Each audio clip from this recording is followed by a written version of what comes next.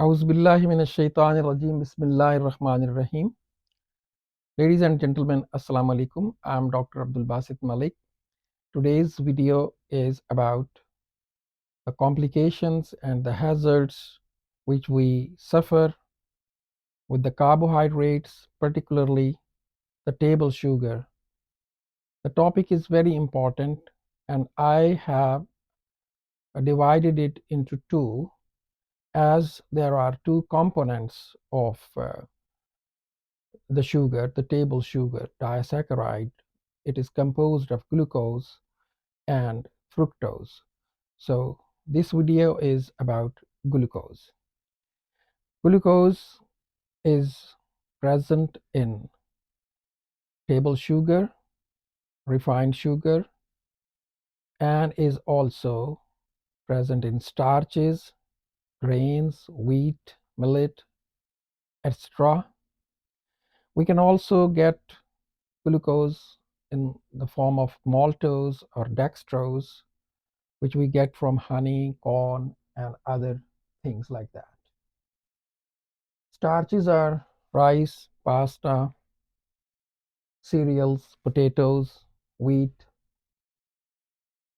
So these are the common foods we eat every day.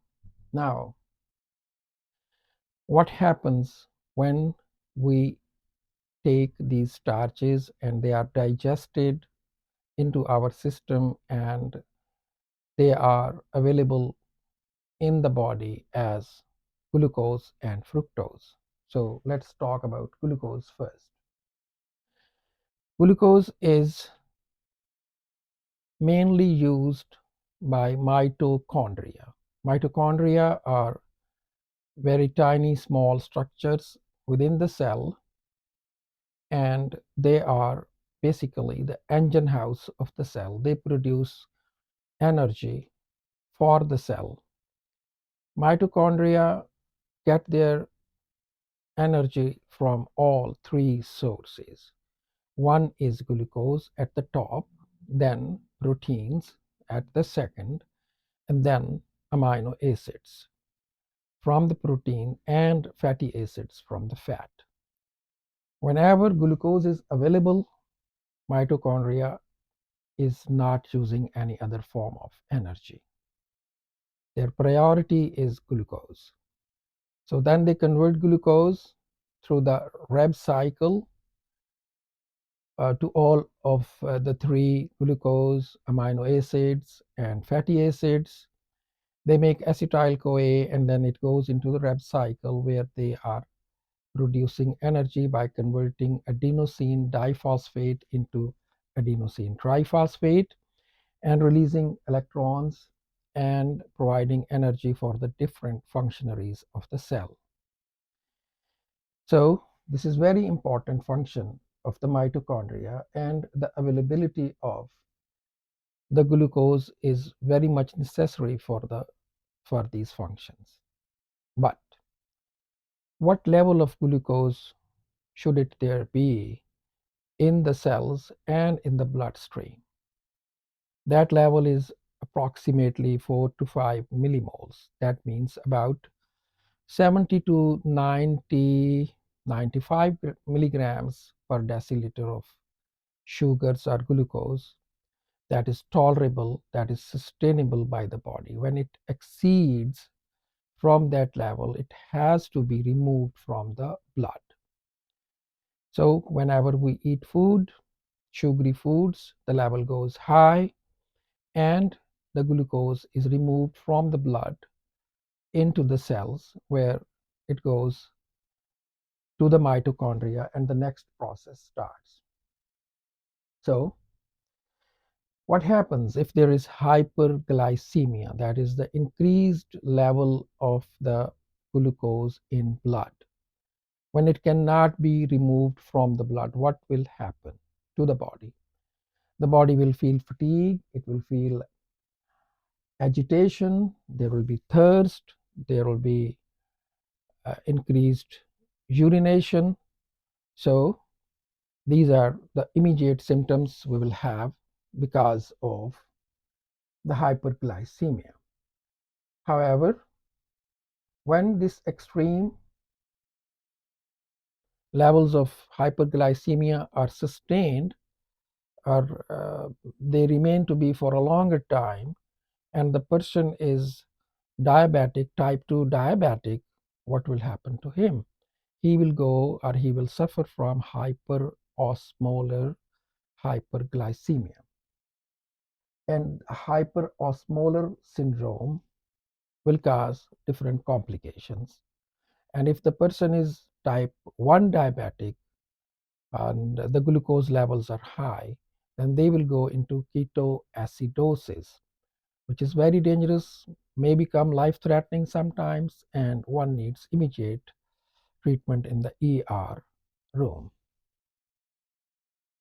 Okay, so there is an acute increase in the glucose levels, and there are chronic increases in the glucose level. When the chronic rise of blood glucose and chronically blood glucose remains high for periods of days, months, years, what will happen next? The next thing, it will damage to the body in different forms. And the typical form is the advanced glycation products, AGE, the advanced glycation end products. These glycation end products, when they are actually reducing sugars and they combine with proteins and they complicate various organs. For example, if they are uh, giving problem to the brain, there will be dementia, there will be stroke, and there will be mm, Alzheimer. That's why Alzheimer is called type 3 diabetes. Similarly, when these age advanced glycation end products, they have their impacts on the renal system, they cause renal failure. When they affect um, or they clog the arteries, they cause thrombosis within the arteries, and they cause uh, disseminated intravascular thrombosis. So they may cause infections because these age products, they lower the immunity also. Similarly, they also cause neuropathy, and they cause chronic ulcers in the feet because they have occluded the blood vessels, the arteries, or the veins, and there is decreased oxygen flow in the peripheral organs and in the feet, and it can become ulcers, it can complicate it anyway. The next thing, when the largest organ of the body, which is glycocalyx. So what is glycocalyx? Glycocalyx is something surrounding all the cells of the body, and particularly is a substance which surrounds or which is present within the blood vessels, arteries, and veins of the body. And it is the largest because it has almost 4,000 to 7,000 square meters. And when it is damaged by the excessive carbs, it loses its ability to produce nitric oxide. So when the ability to produce nitric oxide is reduced, what next will happen? This will cause various things in various tissues. So in brain, the blood flow to the brain will be decreased. When it is happening among the general arteries and veins, the nitric oxide production is decreased, and there will be hypertension. The relaxation of the vessels will not be possible. Similarly, there will be an increased permeability in these vessels, and thrombosis may occur. So these are the direct effects of acute and chronic hyperglycemia, while the indirect effects are by increasing insulin levels in the body, which causes fat storage, which causes inflammation, which causes tumor growth, because insulin is a tumor growth hormone. So if there is cancer, it will grow a lot, it will grow quick, and it will uh, it will be spreading all around. Similarly, the inflammation, particularly when it is in the joints, it will cause osteoarthritis. So osteoarthritis is something related with the carbohydrate intake. It was never reported that when people were eating only proteins and fats, they were having osteoarthritis or joint pains. Similarly, the chronic insulin raise hyperinsulinemia also causes magnesium depletion. While depleting the magnesium, many of the functions of enzymes and coenzymes, they are disturbed in the body. Similarly, it slows down many functions. And there is also a decrease in the functionality and production and suspension of vitamin D. So vitamin D deficiency will also promote thrombosis. It also will promote osteoarthritis or fibromyalgias. So, to cut the long story short, acute and chronic increase in the blood levels of glucose is coming up with different symptoms, which are sometimes acute, sometimes chronic, the direct symptoms and the indirect symptoms. So, the solution.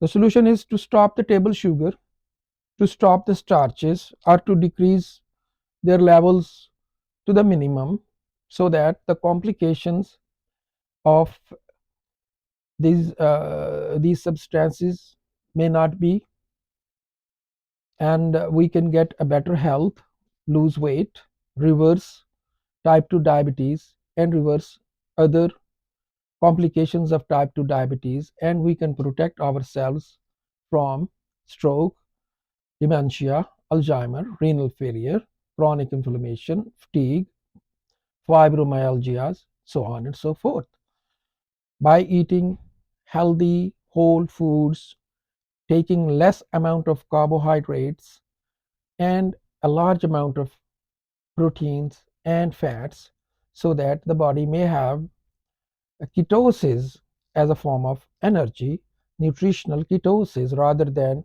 it is using glucose as a form of energy. Thank you very much for watching the video. If you like, please subscribe it and hit the bell icon and share it to the friends and family. Thanks a lot.